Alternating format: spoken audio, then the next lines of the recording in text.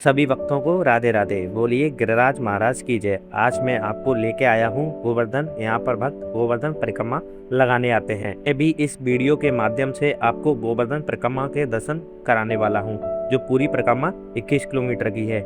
यह दो भागों में बटी हुई है, बड़ी परिक्रमा और छोटी परिक्रमा।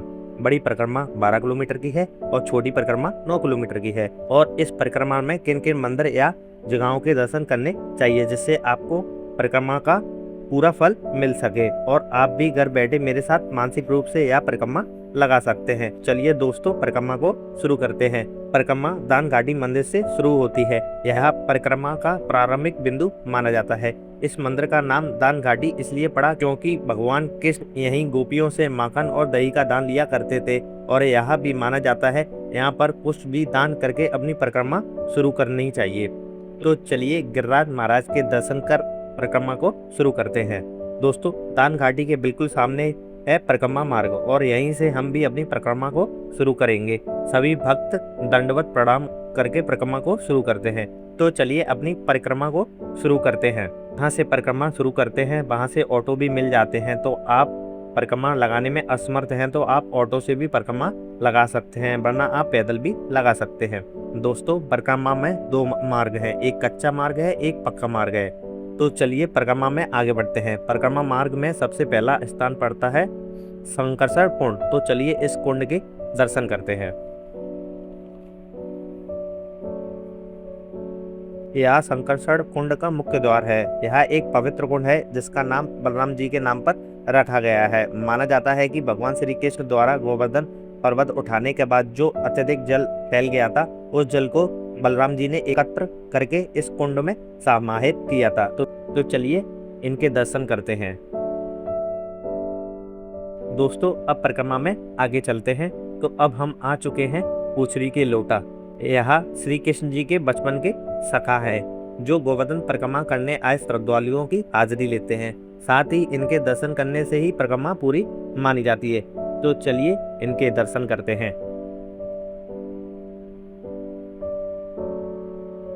तो चलिए राधे राधे बोलते हुए परिक्रमा में आगे चलते हैं। आप भी मानसिक रूप से परिक्रमा को मेरे साथ लगा सकते हो और वही पुण्य फल आप प्राप्त कर सकते हो। तो चलिए अब हम आ गए हैं मुखरविंद। ये वही स्थान है जहां भगवान श्री कृष्ण ने गोवर्धन पर्वत को अपनी उंगली पर उठाया था। भक्त यहाँ पर भगवान को दूध से नहलाते हैं। तो चलिए यहाँ के दर्शन करते हैं।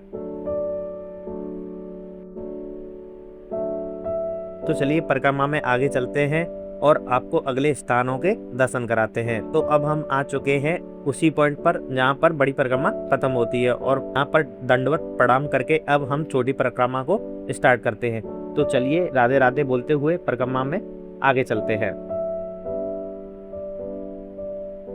छोटी परिक्रमा मार्ग में सबसे पहला स्थान पड़ता है राधा कुंड और श्याम कुंड। यह बहुत ही पवित्र कुंड है। यहाँ पर दुनिया भर से तीर्थयात्री इस पवित्र कुंड में डुबकी लगाने आते हैं।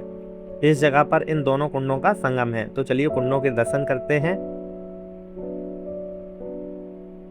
तो बोलिए श्री राधा रानी की जय। राधा कुंड श्री राधा रानी ने अपने कंगन से खोदा था। और श्याम कुंड की लीला इस प्रकार है, जब कंस ने श्री कृष्ण भगवान को मारने के लिए अष्टासुर नामक राक्षस को इसी स्थान पर भेजा था। वो राक्षस एक बैल के रूप में यहाँ पर आया था। श्री कृष्ण भगवान ने उसका वध किया।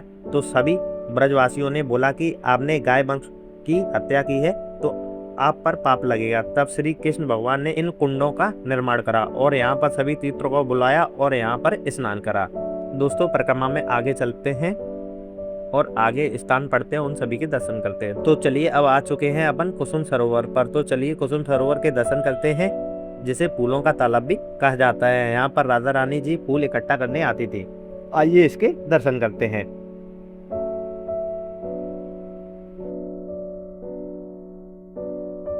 अब अंत में एक और स्थान बचता है जिसका नाम है मानसी गंगा।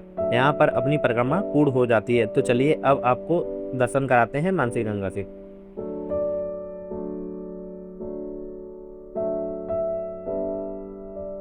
मानसी गंगा में स्नान कर और मंदिर में जाकर दर्शन कर और दूध चढ़ाएं और दूध तो अपनी परिक्रमा को पूर्ण करें। तो यही है गोवर्धन परिक्रमा की संपूर्ण वीडियो। अगर आपको मेरी वीडियो अच्छी लगे तो मेरी वीडियो को लाइक, शेयर और कमेंट करें और मेरे चैनल को सब्सक्राइब जरूर करें। कमेंट बोलिए। राधे राधे।